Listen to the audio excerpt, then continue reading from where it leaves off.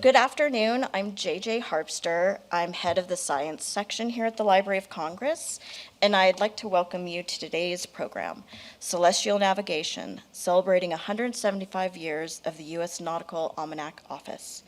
This program is a true collaboration that includes the U.S. Naval Observatory, the library's science section, the library's manuscripts and geography and map divisions. So thank you all for giving your time and energy and knowledge to this event. And I also want to give a thank you to the library's special events team and also our multimedia group. Thank you for helping us make this idea a reality, this vision we had a reality. So thank you. Our first presenter is Josh Levy. Josh is the historian of science and technology at the Manuscript Division at the Library of Congress.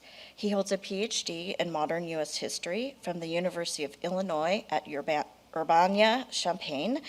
Using the library's manuscript collections, Josh will present on the social history of the impact of the NAO's work with some brief stories of a few figures who worked there. So I am going to turn over the podium to Josh.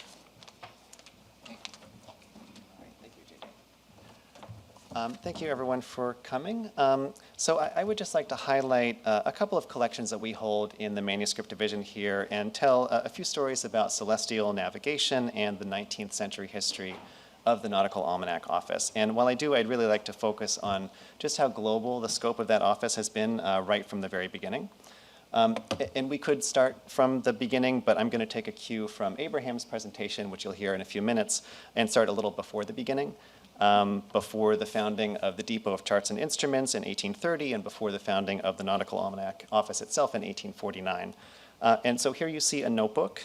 It was created in 1828 by a naval officer who didn't have access to the products of either of those institutions. It belonged to the American naval officer Charles Wilkes, and it's now part of the Manuscript Division's Charles Wilkes Papers.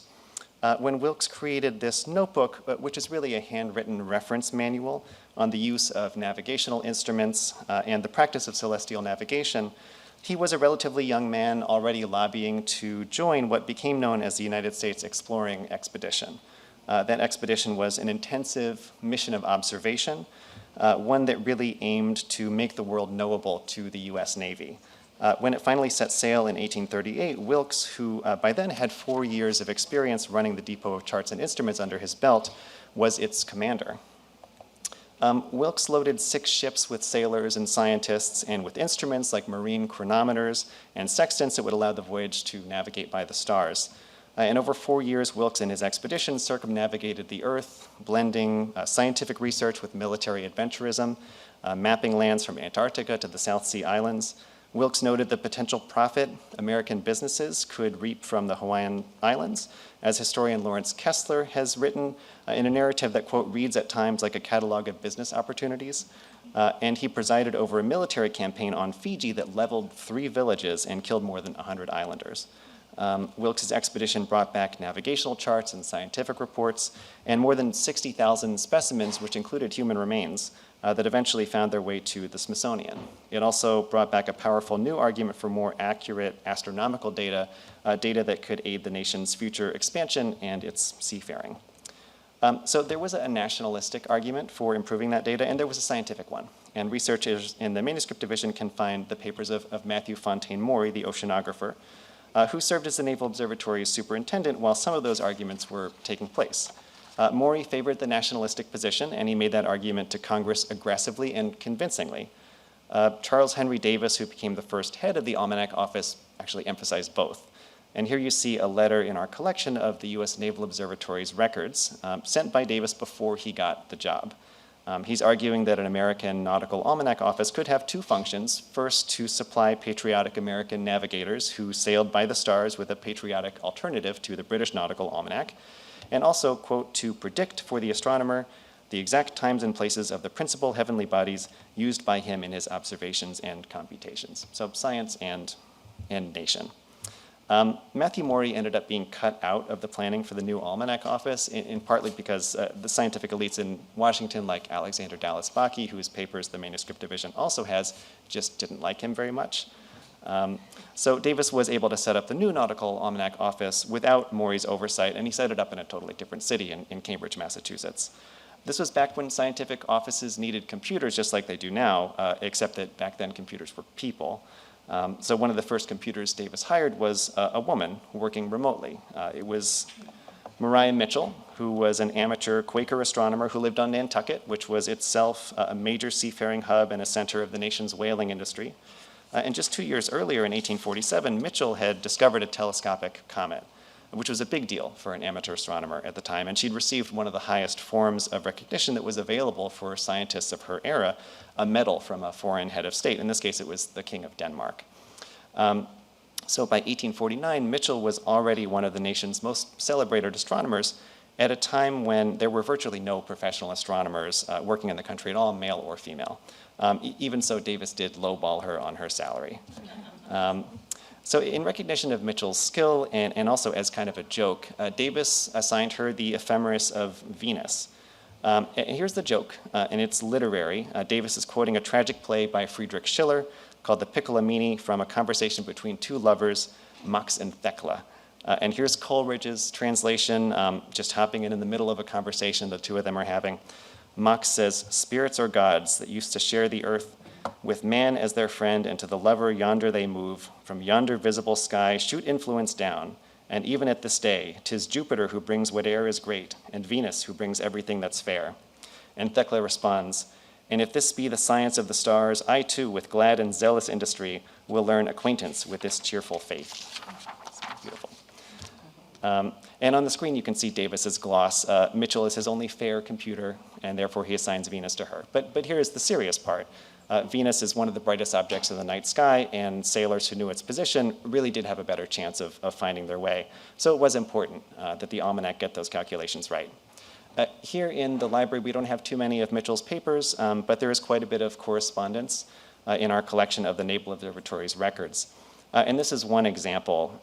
There's a copy of this over on the table if you want to look more closely later. It's Mitchell's meticulous corrections of the heliocentric place of Venus, which she's forecasting 3 years into the future. And you just imagine juggling all of the orbits and gravities of the objects around Venus back in the 1850s and doing all of those calculations totally by hand. I want to highlight one other story before I close here, and that's about another notable astronomer at the Almanac Office, Simon Newcomb. Newcomb became one of the most celebrated scientists and public intellectuals of his time. Stephen Dick calls him sort of a combination between Albert Einstein and Carl Sagan. And I'm cheating a little bit here because the letters I'll show you were written when Newcomb was with the U.S. Naval Observatory before he actually became superintendent of the Almanac Office in 1877. But in 1871, Newcomb was already lobbying for a transfer to the Almanac Office because he had become obsessed with the motion of the moon, which was, again, both important for scientific and for navigational reasons. And here I just want to highlight the fact that the American Nautical Almanac Office, which was founded partly for nationalistic reasons, was of course also part of a global scientific community. So when Newcomb and his wife Mary traveled to Gibraltar to view an eclipse in December of 1870, they were able to continue on to the Paris Observatory to consult data on the moon's motion because of the collegiality of its director, Charles-Eugene Delaunay. This was not an auspicious time to visit Paris. It was the middle of the Franco-Prussian War, but Newcomb explained that he absolutely needed to, quote, make a careful search in the records of the Paris Observatory for observations made 2 centuries ago. So it was an emergency. The Newcombs arrived just before the 2-month reign of the Paris Commune, and I pulled a couple of quotes from his papers that suggest some of the drama of that moment. Here's a quote from a not very reassuring letter that Newcomb sent to his father-in-law just after the Communards overthrew the French government, and you note the reference to the city as a slumbering volcano. And then here's an even less reassuring letter that he sent 2 weeks later, where he describes the observatory as bomb-proof. Luckily, the Newcombs left the city shortly before the retreating Communards appropriated the observatory's neighborhood as a fort, and before their guns riddled its ceilings with holes that Newcomb thought almost resembled constellations, at least from the reports that he heard from other astronomers. I guess that's how astronomers interpret these things. And then the Communards almost set it on fire and failed, and then they almost blew it up, but they failed as well. But Newcomb was excited because his data was good, and he later remarked, quote, "The material I carried away proved the greatest find I ever made." And he came back to Washington, and he spent 3 or 4 years analyzing it. And as Stephen Dick writes, in a single stroke, 75 years were added to the history of the moon's motion. So for institutions like the Naval Observatory and the Nautical Almanac Office to be plugged into those international scientific networks, it was really important for the work that they did. And that's almost the end of my part of this, but before I turn things over to Abraham, I just want to point out a couple of additional collections that we have in the Manuscript Division. I already referenced most of the ones at the top of the list here, apart from the papers of Azaph Hall and TJJC and Kaj Auguststrand. But we also have some great collections in the history of astronomy more generally, which I put down there at the bottom. Andrea Ellicott, Cleveland Abbey, Carl Sagan, Vera Rubin. And we're already in the right building now, so if you would like to come by this afternoon, you can access most of these collections right here in our reading room. Our next presenter is Abraham Parrish. Abraham is a geospatial data visualization librarian with the library's Geography and Map Division. He holds an MLIS and an MA in Geography from the University of Wisconsin-Milwaukee. Abraham will give us an overview of the celestial navigation collections within the library's Geography and Map Division. Take it away. Wayfinding by celestial objects has been happening for millennia. We have the Babylonians recording ephemeris data on clay tablets by as far back as 1200 BC. Another culture that didn't have writing at the time, the early Polynesians, were wayfinding, utilizing stars and sun as a sort of compass to sail the Pacific Ocean, and they reach Hawaii around 900 AD. Navigating is a more specific type of wayfinding that includes where you are and where you are going. But the main point I want to make is it's more accurate with the advent of increasingly precise navigational instruments and models. So instruments include measures of angles and time, and charts depicting the distances and directions, as well as navigational obstacles. So starting with measuring angles, we can start with the astrolabe. This was invented by the Greeks around 200 BC. I like to refer to it as sort of an ancient smartphone. It is a device that could solve all kind of astronomical problems, and it was really cool looking too. It's like a status symbol.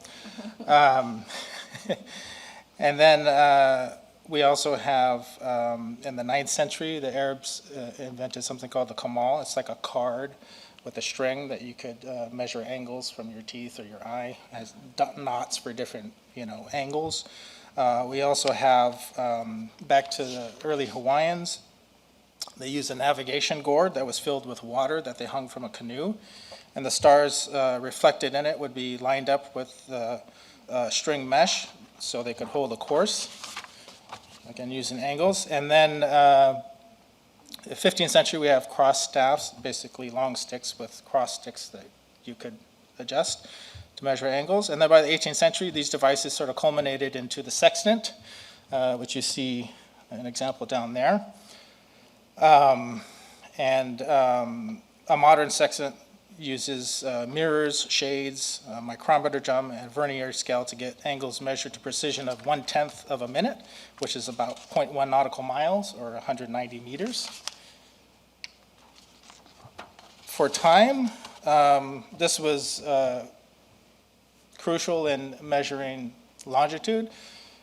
Latitude is fairly easy to measure, especially with your angular devices, but longitude, since it's going east-west and it changes, if you're looking at celestial bodies, you have to have accurate time to measure longitude.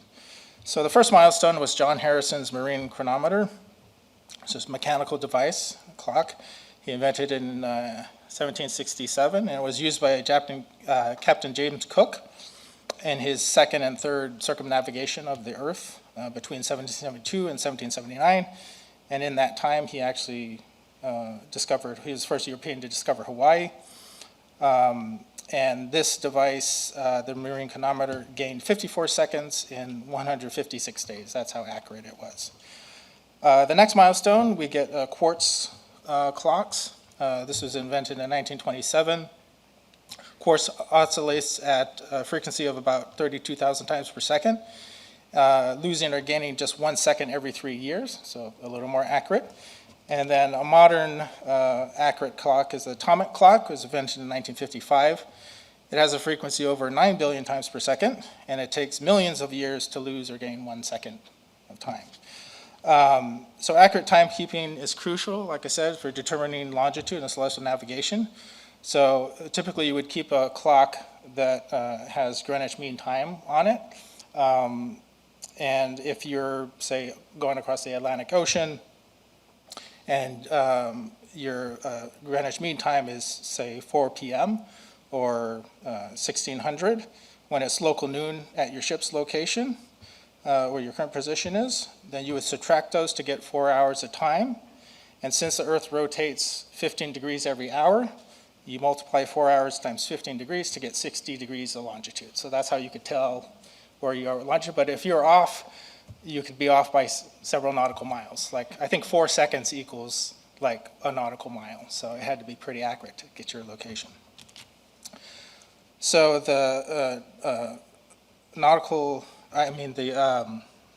Observatory maintains an atomic master clock ensemble with universal coordinated time, same as Greenwich Mean Time, and it's for use for the Department of Defense. There's also the Department of Commerce National Institute of Standards Technology has 2 atomic clocks, one in Fort Collins and another one in Hawaii, coincidentally, where James Cook discovered Hawaii, same spot.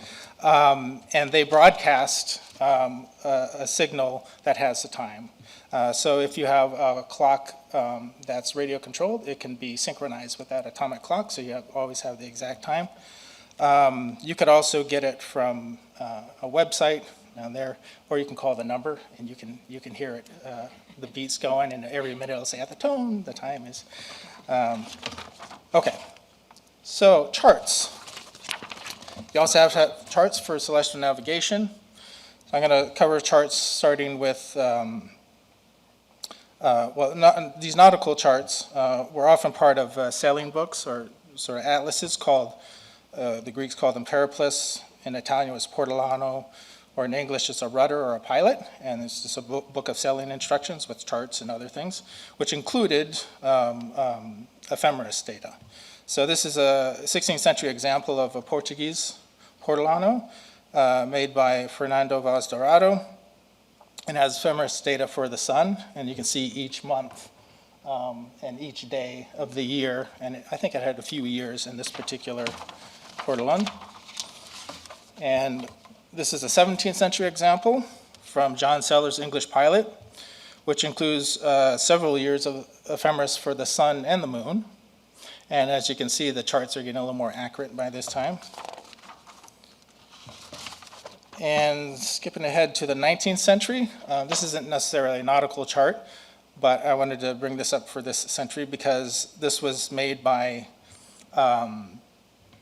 Charles Wilkes, whom Josh mentioned before, and he was put in charge of the Navy's Department of Charts and Instruments, out of which he developed the Naval Observatory and Hydrographic Office. So this map of winds in the oceans was made after his exploring expedition between 1838 and 1842. I think there was like 6 ships that went on this expedition, and this was the first U.S. government-funded oceanic expedition. So you can think of him sort of like the James Cook of America, you know, circumnavigating the Earth. And that brings us up to a 20th century example of much more accurate nautical charts. This one's made by the Defense Mapping Agency Hydrographic and Topographic Center. Our division, the Geography and Map Division, holds about 100,000 of these hydrographic survey charts, primarily made by the United States, Britain, and France, but we have ones from other countries as well. And they range from like the 18th century to present. And then lastly, we also have star charts, which were also developed partly to aid celestial navigation. This one is from the Carte du Ciel, or Map of the Sky, and it was an international astronomical project involving 20 observatories around the world. which exposed and measured more than 22,000 glass plates of stars down to 14th magnitude in brightness. And most of these observations were made between 1895 and 1920, although the last one went to 1950, I think the Vatican. And in this collection we have from 3 observatories: Belgium, Greenwich in England, and the Vatican. We got these back actually from the Naval Observatory last year, about 1,400 of them. I guess I've only been here a year, so I don't know this too much, but apparently at some point we had these in our collection, and they went to the Naval Observatory. I don't know how they used them, and then they were returned. Yeah, so yeah, I'm sure you have more. And from these were also made something called the Astrographic Catalog, which I think mapped over 1 million something stars at this point. So I'll end there and Thank you. So our final presenter is our special guest, Dr. Susan Stewart. Dr. Stewart joined the Nautical Almanac Office of the U.S. Naval Observatory's Astronomical Applications Department in 1997. Hope I'm right on that. And in 2001, she became the chief of the Nautical Almanac Office. She holds a bachelor's degree in physics and astronomy from Vanderbilt and a PhD from the University of Alabama. She's also an adjunct assistant professor of astronomy with Vanderbilt's Department of Physics and Astronomy. So please join me in welcoming Dr. Stewart to the Library of Congress. Well, thank you. I'd like to start by thanking our hosts. I appreciate you inviting us here to celebrate the enduring legacy of the Nautical Almanac Office and also the U.S. Naval Observatory.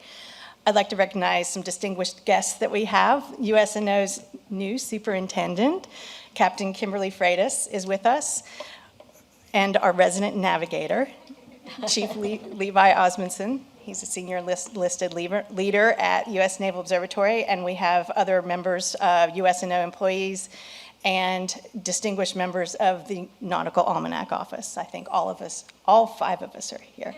So I hope you'll be impressed about how much we do with the amount of people we have.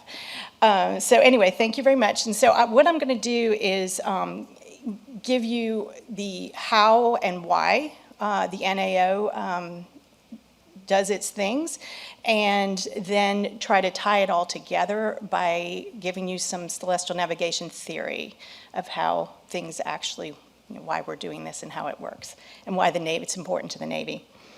I'm going to circle back to Lieutenant Charles Henry Davis, who was the first NAO chief, and this is a review on a word that you just heard, which is this word, whoops, I don't know if that works, ephemeris. We heard the word ephemeris earlier today, and this was the mission at the inception of the NAO, was to produce an ephemeris. All right, well, what is an ephemeris? Ephemeris is positions of bodies at certain times. And so the intent was to establish a U.S. source of ephemeris data, and the plural, by the way, is ephemerides. Ephemerides, yeah.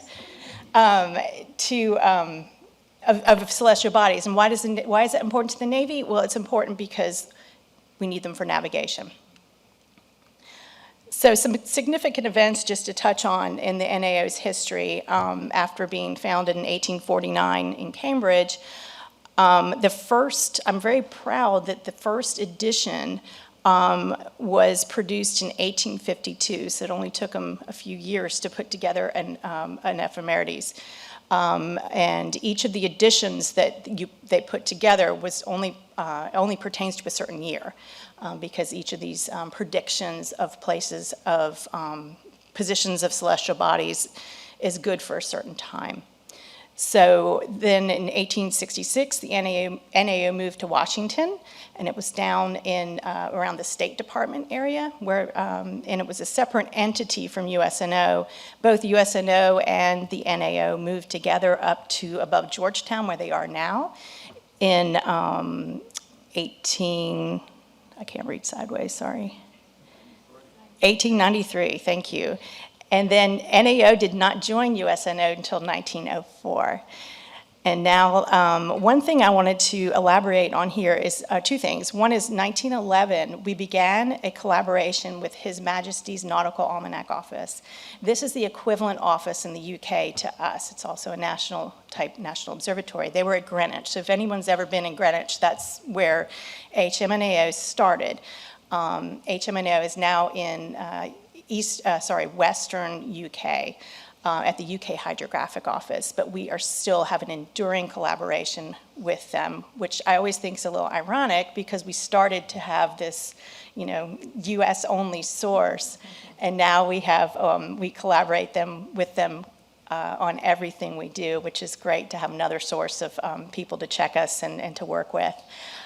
And then another thing I wanted to highlight, in 1968, NAO was asked to help NASA with the moon navigation and during the Apollo program to provide star charts and different positions of things at different times so astronauts could navigate, especially the orbiter that was left orbiting while the lander went down. They went around and as they were orbiting, they were navigating by the stars that NAO provided. And the reason I think that's so significant is because I'm sure you've read the news that NASA is, again, very interested in the moon, and they've come back to us to assist with some of the same things, because guess what? There's no GPS on the moon. So we're going back to navigation, which makes us very proud. So we're helping with that. And then in 1990, NAO became an actual part of a division within a department, and then our latest move was 2022. We became part of USNO's Celestial Reference Frame Department, part of our history. Okay, so now we're going to get into the why we do what we do. We do what we do because it's by law. I mean, one of the title, U.S. codes, Title 10 and 44, it's the law of the land, says that the almanacs must be produced and we must exchange with foreign offices, and that we must have U.S. autonomy of production. So at the same time we need to exchange, we also need to have the ability to do this all by ourselves. And we have maintained that. That was the original mission, and it's the same mission today. So many federal agencies also, regulations and requirements of federal agencies use the NAO products. For example, the FAA, when they want to say sunset, sunrise, you can't just Google it. You have to go to the USNO's publications to get an official reading of when sunrise and sunset, different things like that. There was a regulation we looked up. It was about fisheries in Alaska and fishing season, and it didn't begin until a date at noon. But the date had to come from the U.S. Naval, that time had to come from U.S. Naval Observatory's time. So many agencies across the government rely on us for these things as the source of official time of events and phenomena, of celestial phenomena. It's also, more recently, it was added to the Navy's, what we call the Navy's NAVDORM. NAVDORM is an acronym for the Navy's Surface Ship Navigation Department, Navy's Surface Ship Navigation Department Organization and Regulations Manual, NAVDORM. Basically tells the navigators on surface ships what to do every day. There was an appendix that we added recently that's called A Day in Celestial Navigation, and so it requires the quartermasters on the ships to get out there and do a checklist of things. One of those things is determining where the sun is setting on the horizon. That's a phenomena that we predict. And so by measuring that azimuth angle while the sun is on the horizon, it can be a check of the ship's heading. So again, we love the GPS and love what it provides, but celestial bodies are the ultimate check on if things are working or not. So these checklists is put in, so that's a Navy requirement. And again, practical applications of what we do for anybody that can use this, sailors and such, to learn celestial navigation or make tactical decision-making on how bright things are going to be. Some people even contact us for information to see what angle the sun's going to be coming over their house that they want to build. So it's all about, the breadth of what we do illustrates our national mission of what we do. So it's endured over the years. So how do we do this? Well, starting in the box on the very left, we start with star catalogs. So we're predicting positions of stars, we're predicting positions of planets, and different things. And this, we take into account both the object's intrinsic motion, the objects are moving themselves, but we're also moving. We're moving, we're rotating 24 hours a day, so all those, that's all a big math problem. It all needs to be modeled. So, but we start with good positions of things. We collaborate on the international scale with different international standards groups to come up with good models of standards like gravity, mass, and things that feed into the models that we do. And we do R&D, and we compute the positions, brightness, and such of things, times of phenomena like sunrise, sunset, twilight, and produce what we all almanacs. So the almanacs are another word for the ephemerides. So almanacs basically contain all this information for 1 year. So by law, each ship in the Navy will have an ephemeris for that year on the bridge. So it is the last resort of knowing where, using it to determine where you are if all your electronics go out. So we distribute throughout the DoD, Department of Navy, other government agencies. We have scientific exchanges in the worldwide public. If you would like to buy a copy of it, the GPO sells it. The Government Printing Office sells copies of these as well. Okay, so now that I've covered why and what we're producing, this hopefully will tie it all together so you realize the usefulness. I say celestial navigation never goes out of style. One thing that I hope to help you learn is even you can be a celestial navigator. You probably already are and you didn't really even know it. Okay, so celestial navigation is also orientation, figuring out where you are. So if you look outside in the afternoon and you see a glow on one side, you know that's west because the sun is setting, right? Or if you wake up in the morning and see a glow, you know which way is east because you know the sun rises in the east and sets in the west. Okay, so we've got that down, but what about north? Okay, so north is determined by the Polaris, the pole star, which just happens to be, it's not an exciting star, but it just happens to be sitting over the celestial North Pole. And I use this picture because when you learn this in books, it always looks really, easy to spot the Big Dipper, right? But in reality, it's going to be a little weird. So can you all see the Big Dipper here? Let me see if I can do this. I don't know if this works. Here's the Big Dipper right here. I think I'm pointing to that, right? So the way I always find it is in the cup of the Big Dipper, these two pointer stars here point up to the Polaris there. So I'll show you a better picture of this here. This is actually with my cell phone with an app. So this is a different orientation of the Big Dipper. So Ursa Major is the Big Dipper, Ursa Minor is the Little Dipper. So you can see the two pointer stars on the top of the Big Dipper point to the Polaris, which is in the tail of the Little Dipper. So that's how you find it. Notice my cell phone on GPS is not exactly pointing to the north, and that's because it's just the closest star to that area. The Earth is dynamic and it moves around. The North Pole, rotational pole of the Earth is not always staying in the same place. Over 32, 36, I forget which one, thousands of years it goes around like a top. So in thousands of years we'll have a different North Star. And as we've told people recently, there's a different North Star for the moon. So it's just, you just have to be lucky to have something there. So now you know how to find north. And how would you find south if you know where north is? Well, you would just turn around 180 degrees, right? But Another trick that you can impress your friends with, though, is the way that the system is set up. If you find the North Star, Polaris, and you can get the angle of the North Star from your horizon, that is your latitude. So you can actually get one coordinate of your two coordinates with no telescope, with nothing else. Okay, but how do you measure that angle? And this is a great trick to teach people, is to use your fist. So if you put your fist at the horizon, that's 10 degrees, and you just pile them on top of each other.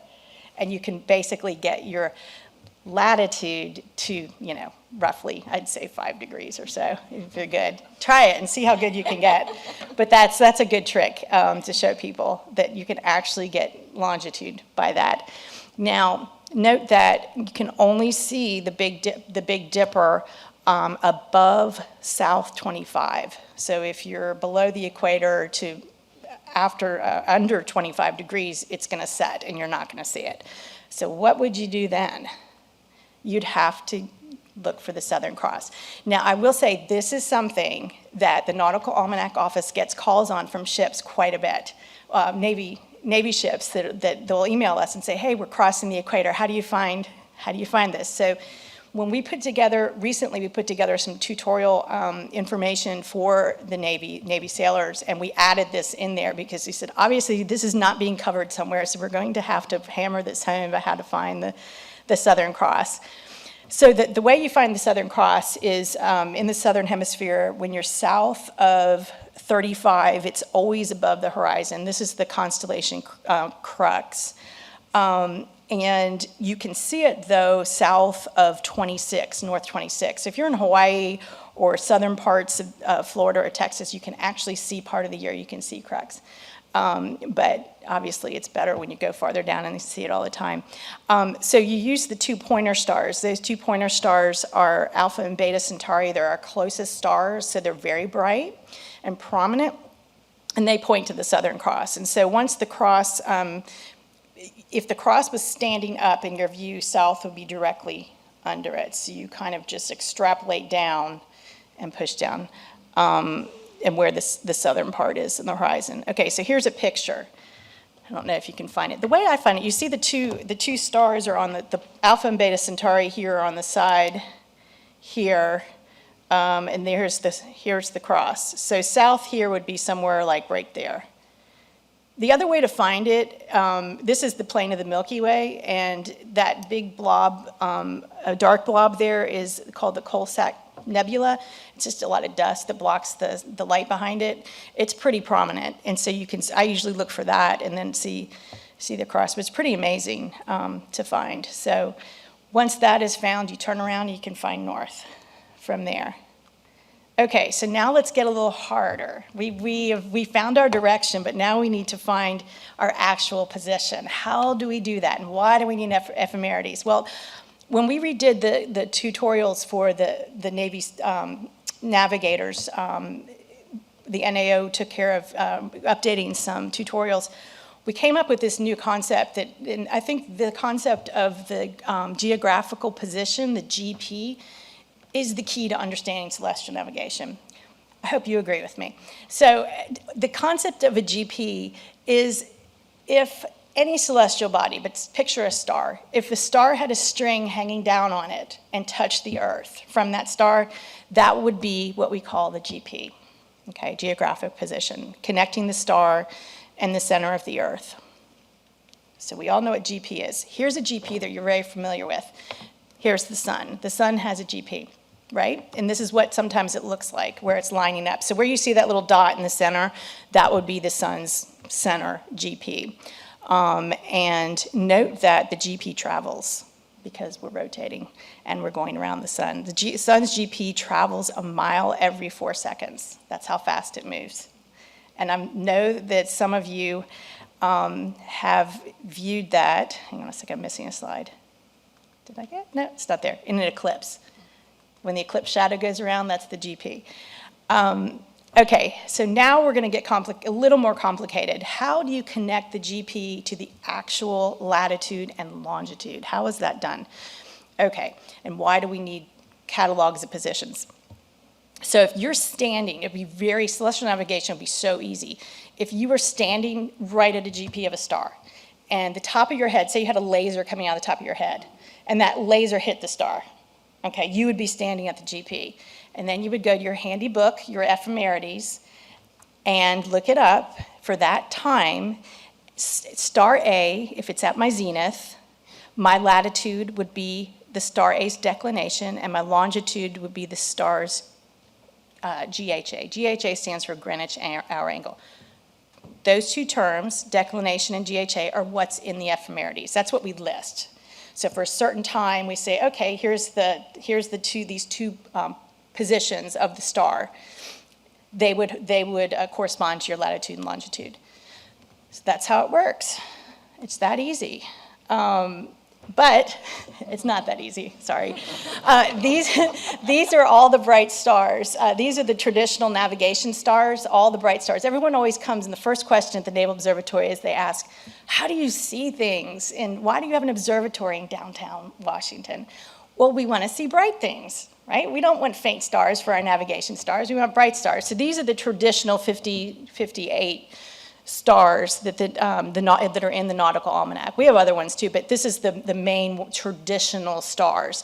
As you can see, there's only 57 places on the globe you could be standing if it was over you at that exact time. Remember, you're moving about 1,000 miles an hour, at that exact time that you could find your latitude and longitude just by looking it up. So what do we do? What happens? Oh, this was the slide that was supposed to go in back there. This is the sun's GP during an eclipse. So all of you probably have had a GP pass over you at that time if you've seen an eclipse. Sorry, it's in the wrong place. Okay, so back to my question here. So if you're standing at the GP under the celestial body, you'll know where you are, except you're not going to be because we're not that lucky. So the real goal of celestial navigation is to figure out your distance on the Earth from a GP. So sextant, where does that come in? All those measurements, or the instruments that they showed out there, you measure the angle to that star from where you're standing. Say you're standing, EP is your estimated position. So if you're standing at EP and you measure the altitude of that star, you could be anywhere on that circle distance from that star, from the GP. So that's basically, it's a way of finding your position. It's not very good because it could be anywhere in that big circle, but that's why we use a sextant to measure the angles. You're literally trying to find that radius of that smaller circle. So with the sextant, I just mentioned the sextant, I'll show you how it works. Sextant has a double mirror in it. It's a split mirror, and you can't really see the star up here, but you'll see the star in one side of the mirror and you'll see the horizon on the other side. And you move the bottom of the sextant to line up with the horizon, and then you read the angle off. So that's how you use it to measure the angle. Okay, so one circle is not great, right? But if you take another star from the same position, now you have two circles. And guess what you have when you have two circles? You have two possible positions now. You could be at the front of the intersection, or you could be at the end of the intersection. So this is how it works. It's really good for sailors to know what we call our dead reckoning position, and that is basically your estimated position. Where did I last know my position? What direction have I been traveling? How fast I've been traveling? How much time has passed? I'm probably here. And if it's near one of those two positions, you would guess the one that you're closest to. So what happens next is to get an even better estimate on your distance from that GP would be to take three stars. Now, these lines here you see, this is a 3-star fix. These lines here are actually circles, but when you zoom in, they're little segments, and so they're lines, so they're called lines of position. So in this case, this is actually done out by hand on paper. You could be anywhere in the really small circle in the intersection of all those 3 lines. So, and I learned something recently is I always thought that you'd be most possible to be in the center of that little circle. Actually, it's equal probability anywhere in that circle. So that little baby circle. So that's why we want to get that as small as possible. The best I've ever done has been about a nautical mile, which was how close we got to a GPS position. I don't know if Chief's done any better than that, but I had help.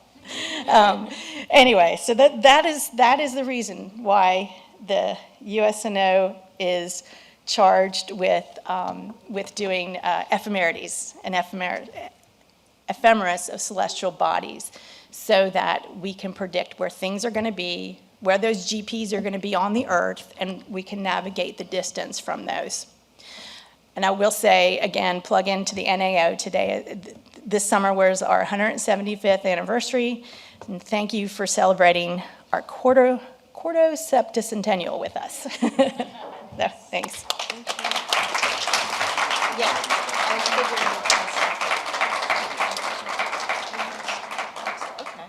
Thank you, Dr. Stewart, and thank you, Josh and Abraham. We're going to move to the panel discussion, and I'll just start off. Hopefully I'm not taking your question, and then we'll turn the floor over to you guys. A one for all. I should just ask one for all. Why don't we? I'm going to ask a question for all of our guests.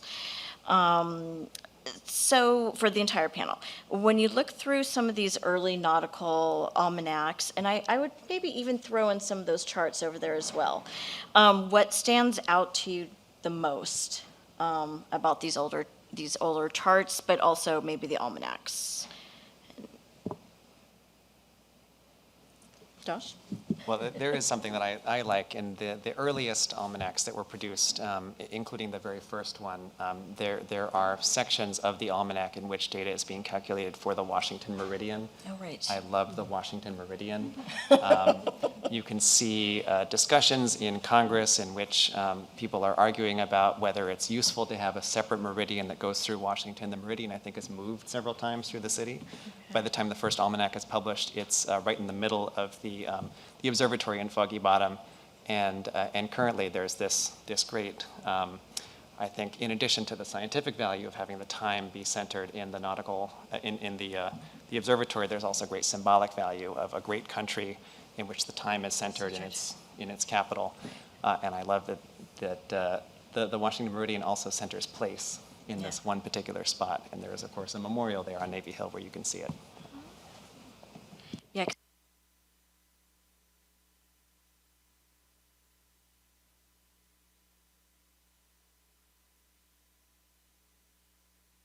So it was very significant, removing the Washington Meridian. So it is on the caption card. I just can't remember the date of it. Anyone else? Or we could even talk about what's next for the Nautical Almanac Office? Talk about that. I mentioned, so what's next for the Nautical Almanac Office? I mentioned this briefly in my talk. And that was, well, first of all, I'll say one of the things that amazes me about what we do and in the Almanac is that, you walk into our offices and we have all of the almanacs lined up for, century or so. And you can take just one off the shelf from a certain year and look at it, and you can know exactly what science was doing then. So they're a snapshot of how science has evolved over the years, and I think that's really neat. So speaking of this, where we're going now is that we have now integrated we're working right now on the 2025 ephemerides, astronomical almanac. It will be taken to press soon. And we have added a section on lunar navigation. So we have put together positions of stars and planets, everything navigable, like on the chart, the list, from the South Pole of the moon, which is where all the activity is going to be. So we are moving into that area. We're also looking at doing planetary ephemerides ourselves. Planetary ephemerides are a little bit harder because of the motions of the planets and everything else, and we're bringing a lot of that capability back into our office again. So. Do we have any questions from our audience? We have you weren't here in the beginning. We have microphones in the back that you have to use, but they're either side.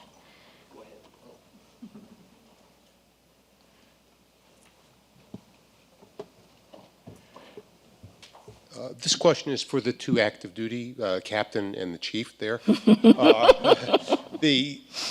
A young midshipman, as I was more years ago than I calculate, or somebody going to quartermaster A school, more years than you care to remember too, are they learning navigation the way I learned navigation with P-work and the celestial and dropping how to use this, or is this glossed over, or is it just mentioned, or what are we teaching our junior officers and quartermasters? Yes, sure, we could, yeah. I had a similar question, so thank you. It was on my list. I didn't go to the Naval Academy, but I went through university more years than I care to count, too. But we did learn celestial navigation, in our Navy ROTC courses during those days. And I was stationed on a ship for my first 2 years, and I can probably count on one hand the number of times that we actually did celestial navigation at sea. What I know now is that they're bringing it back to the Naval Academy curriculum and spreading that through the ROTCs, because as we become increasingly concerned about a GPS-denied environment, navigating by the celestial framework then becomes very important to our ability to continue to sail our ships safely at sea. So I can't answer your question about the what'd you say, P codes? P-work, yeah. All right, Chief. Yeah. Yeah. And Abraham, I think you told me your son just graduated from Yeah, the my son just graduated from the Naval Academy, and he told me he did take celestial navigation Okay, good. courses, and he's in training now in Norfolk, so I think he's learning more of that. So I went to Quartermaster A School in 2004, and it was part of the curriculum. And then in about 2006, celestial navigation came out of the nav dorm as a requirement. And then in about 2000, I'm going to say 2021, somewhere in there, it was inserted back in as a requirement for daily activity. So there was a time frame where we didn't have to use it. We still studied up on it because it was part of advancement exams. But it wasn't like you are required to go out there multiple times a night and figure stuff out. So, but it is back, yes. Yes, Mr. Hood. I did the Naval Academy back when Dutton's navigation was devoted, about half of the volume was devoted to celestial and all of that. And the latest volume of Dutton that you have has almost no celestial in it. You could not learn celestial from the current Dutton volume. You got to go back to the 1960s version. Okay. When I was there, we were taught through a side book called HO 214, and I think that's one of your almanacs. And the interesting thing about it is the man who invented those hydrographic tables was still alive and living in Annapolis. He was a captain by the name of Jasperson. But there was something very strange about his career. They would not bring him over to the Naval Observatory. He was condemned to being the captain of the Reina Mercedes at the Naval Academy, which is the old prison ship that was captured from Spain. And it was there where he did all his mathematical calculations to create these tables. We were told, but we never saw, that before the HO 214s came in, it was much, much more difficult to make the calculations from the sextant. If anybody can go into that and tell me why Jasperson was blacklisted, it would be interesting. I don't think we have time for that story, but We'll definitely look that up, though. Michael Jasperson. Michael Jasperson. So all of us at the, yes. yes. But he was not part of you guys. He was condemned to do his Okay. work up there, but did all the work that was necessary to to make celestial navigation possible in basically the World War II period, when you had very little time to train them up, Right. and you were putting them out to sea. And I was told the HO-214 was the only way to get it done quickly. Right. Yeah, we now have tools to do that we provide the Navy to, the sailors to use software to help with doing things quickly. All of us in the in the Nautical Almanac Office actually learned celestial navigation from the retired Vanguard, I forget what his title was, but he's a Naval Academy professor that retired and founded the Annapolis School of Seamanship. And we went down to Annapolis and learned celestial navigation. There was another super interesting thing there. Oh, we got Morgan has a question too. I'm sorry. Sorry. Morgan. Just real quick, I know we're running short on time here. I'm really interested in the evolution of how the calculations made by the NAO were done over the years, when it started first by hand by Mariah Mitchell, and then Right. the incorporation of punch cards and computers. Where do you think it's going next? I mean, is supercomputing something that the NAO will be interested in? I mean, do you need it? How might things change? That's a good question. That's a very good question. Being as we're still relying on all the Fortran code that we do, there is nothing wrong with Fortran. It does not, it computes just fine. And because a lot of this code was written, back in the 80s, I would say, we're still using that today. We're doing a lot of work to consolidate what our programs together because of how that they were created. And some of the things were, done in the UK and done in by different people separately. We're working to make a lot of that more consolidated and more automated. So in fact, that's an ongoing project that we have right now, is that we want to get to the point where our actual production takes less amount of time so we can have more time for R&D.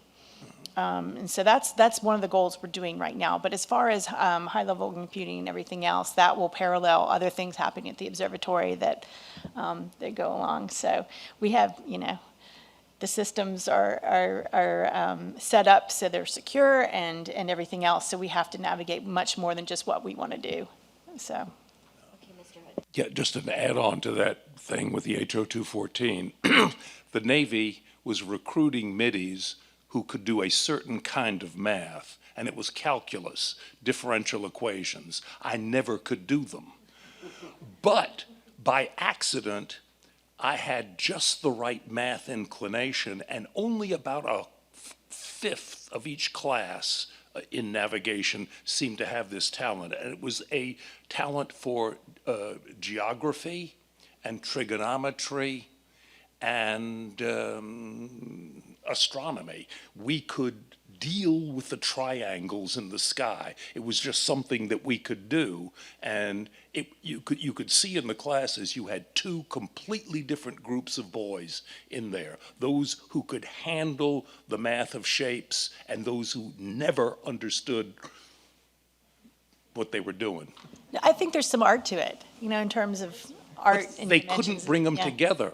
People either had a mathematical inclination for formulas or they had a spatial understanding of math. And it's two different brains.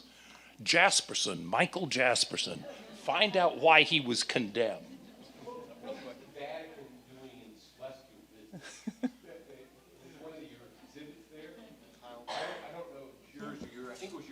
Yeah. Well, they were one of the 20 observatories that participated in that Carte du Ciel. I believe they took 27 years to do their portion because there was just like one monk or something that was just doing it himself for 27 years. But One priest who was the astronomer of the Vatican. That's his title. A couple more questions. Go ahead. Yeah, to that point, when I was in Prague a year ago, I went to the Czech National Library, which is housed in the Clementinum, which used to be a Jesuit university in the early modern period. I toured the astronomical tower. been keeping climatological records since 1775 and chronometric and astronomical records for centuries as well. Could you speak to how the Naval Observatory is coordinating with countries aside from the UK to complete a historical picture of astronomical and navigational data over the centuries?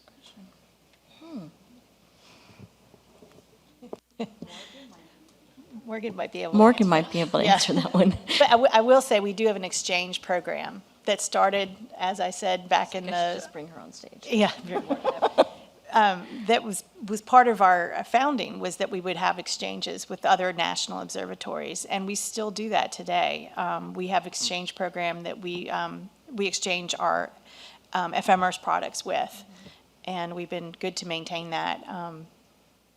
Morgan, do you have more to add? Sure, not very much. I'm the librarian at the Naval Observatory. I think there's a large international effort just generally to share as much information as possible. There's a number of different organizations where that's their primary mission. The primary mission of the Naval Observatory is not that. And the data that is gathered is not necessarily the data that other observatories or other astronomers could or want to use. But there is an element of distribution and of sharing of materials to specific partners, and those partners, like STSCI, right? They've got an incredible database online, and they make a lot of their information widely available. NASA does the same. And so to the extent possible, and I should defer to the captain on this, astronomical data is shared, but it's much more difficult these days than it was during the glass plate era. We used glass plates for astronomical observations until the 1990s, if you could believe it. And we're working with some partners on getting that material digitized. But I think we had about 250,000 glass plates that were sent to another nonprofit organization for them to take care of. So we no longer have that data in-house, at least not the raw data, but there's a number of layers of processing for astronomical data, and determining what level of data you share or what people can use is a multi-layered question that I'm not capable of answering. And could I be the backwards-looking historian for just a second? Downstairs in the Simon Newcomb papers, you can find a version of this type of project being conducted by Newcomb in the 19th century. He's particularly interested in eclipses. Newcomb spends quite a bit of time exploring historical eclipses and trying to understand exactly the paths of them in order to, of course, to predict future eclipses with more accuracy. And he goes back quite far. I mean, he goes back as far as ancient Greece, and he's finding little passages in ancient texts where somebody says, you know, for example, the sky went dark or the sun went dark, and he tries to see, can he pinpoint that eclipse? For two reasons, of course. First, because he wants to understand eclipses and how they operate, but also because he hopes that if he can use the knowledge that he already has about the dates of eclipses that are known, that maybe he can pinpoint the dates of historical events. And so you can see his subject files and his research files from that project in the Manuscript division. LC also has a lot of those publications from astronomers around the world with all the data and stuff like that. We had an amazing astronomer librarian, Ruth Freitag, who went around collecting all those things for us.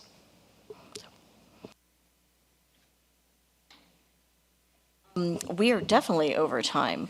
Do you want to ask something or pose something, or no? You're okay. No? Okay. All right, well, we'll conclude our show, our program, so thank you.